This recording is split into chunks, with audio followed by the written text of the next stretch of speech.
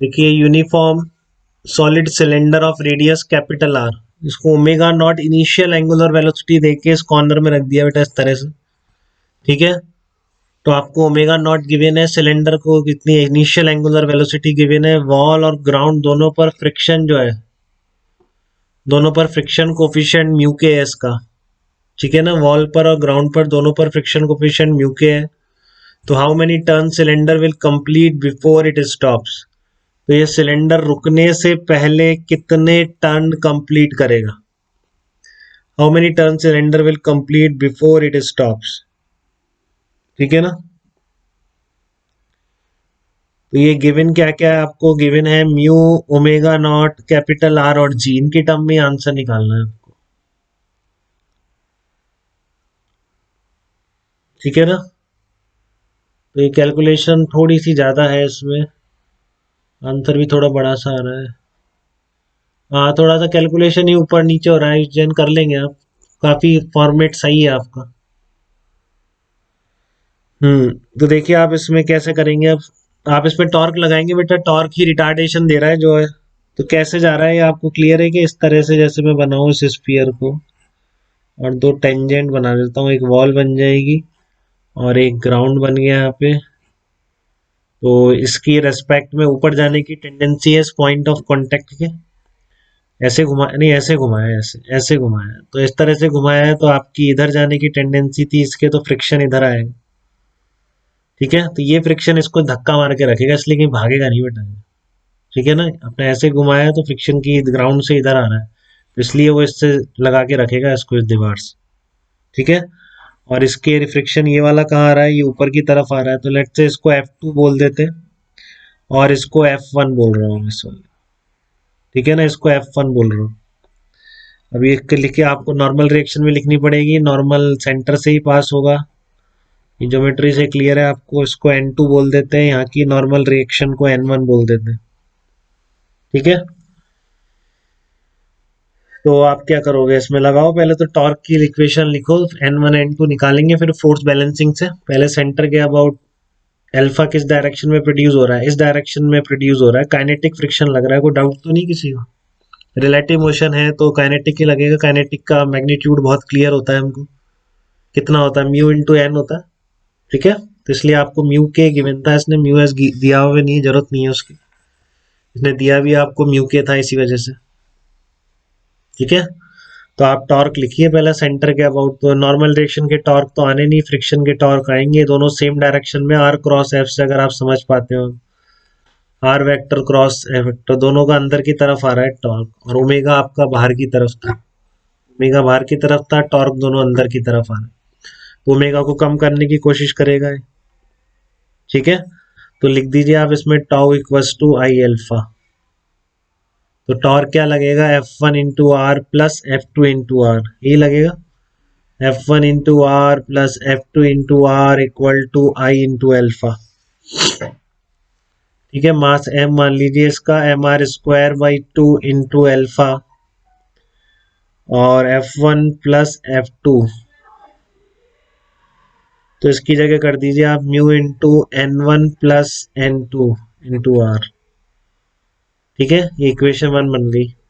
अब N one N to के लिए फोर्स बैलेंसिंग करेंगे, देखो सिंपल है, आपका एन टू एफ वन के बराबर हो जाएगा। ठीक है, F one equals to N two आ गया, और आपका एफ वन क्या होता है, म्यू एन वन है, तो ये आ जाएगा आपका mu N one, second equation आ गई। एन वन एन टू गायब होने चाहिए, अभी हुए नहीं है। ठीक है, तो आप एक वर्टिकल डायरेक्शन में और लिख दो, खत्म हो गया बस। ठीक है ना, N one plus F two equal to M G, तो यहाँ से आपका क्या आ गया, एन वन, एफ टू की जगह mu, F one F two हटा के म्यू एन की टर्म में लिख दिए पूरे, mu N two equals to M G, ये थर्ड आ गया आपका। हाँ शुभ, आपने एग्जैक्ट ही निकाल दिया, ऑलमोस्ट सही है आपका, हो सकता बिल्कुल ही एग्जैक्ट लग रहा है मुझे आपका, वेरी गुड। तो ये N one plus mu N two equal to M G के बराबर आ गया बेटा। काफी लोगों ने सही निकाला, कार्तिक आप भी बिल्कुल सही जा रहे हैं बेटा। N one plus mu N two equal to क्या आ गया आपका एम जी के बराबर आ गया। तो अब आप सॉल्व कर लीजिए इसको, क्योंकि एन वन एन टू और अल्फा के अलावा और कुछ नहीं दिख रहा है इसमें जो अननोन। ठीक है, तो आप इसको सॉल्व कर लीजिए। सॉल्विंग 1 2 3, मैं आंसर लिख देता हूँ। सॉल्विंग 1 2 3, कुछ किया किया इसमें तो बस एक ही इक्वेशन बनी है और दो एफ डायनामिक उससे बनी है आपकी linear motion F equals to M A से। ठीक है, तो सॉल्विंग 1 2 एंड 3 आप क्या बोलेंगे? एन वन कितना आ गया आपका? एन वन आ गया एम जी, वो कैपिटल स्मॉल एम सब एक है, M G plus 1 plus mu square. ठीक है, और एन टू आएगा आपका, ऐसे निकाल दिए मैंने लिखे हुए तो लिख देता हूँ, कभी कभार आप कैलकुलेशन कभी करें और गलती आए तो पहचान लें आप। अल्फा कितना आया? 2 mu g 1 plus mu upon 1 plus mu square into R आ गया आपका। ठीक है, 2 mu g into 1 plus mu square into capital R. फिर आप क्या करोगे?